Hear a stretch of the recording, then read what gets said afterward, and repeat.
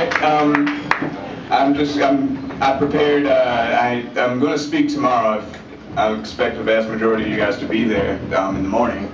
But I was informed that somebody may not be, somebody who I really wanted to hear the poem, Professor Dawkins, to hear it. So just in case you're not up that early at 10:30, here we go. All right, kids stories. It's called Fizzy Soda Pop Gods. Let's see if you can catch on. Once on a street not far from your town, there lived two families, the Boones and the Browns. Their houses were nice and looked very alike. The Boones on the left and the Browns on the right.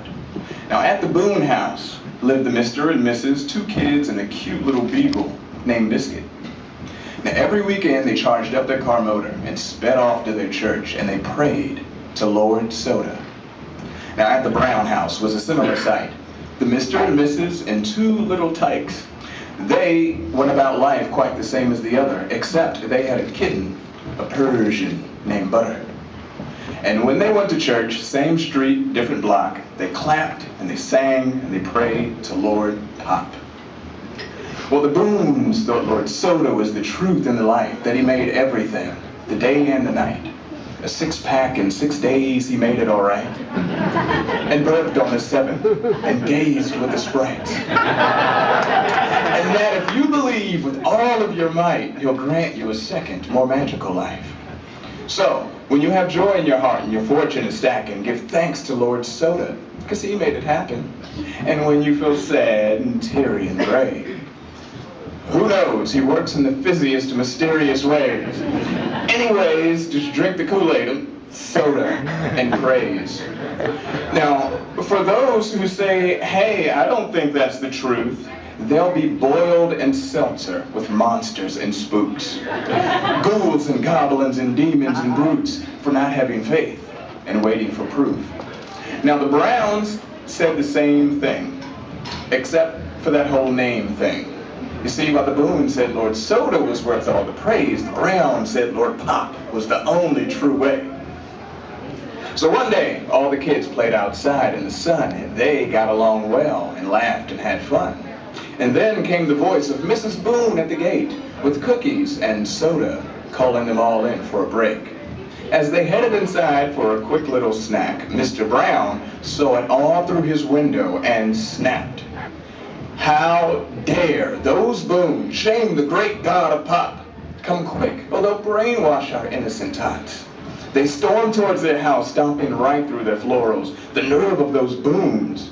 Our family has morals. They rushed in the kitchen and snatched up the cups. Our faith is in pop, and I've seen enough. Well, Mrs. Boone shouted back, pointing her finger and saying, our soda is truth. Your pop is for pagans. And then that was it. They all went ballistic. The Browns on the Boones, even Butter on Biscuit. Things just got worse when the neighbors caught sight. Some sodite, some popite, all joined in the fight, cursing and thumps over bruising and bumps, accusing their neighbors and feuding and such.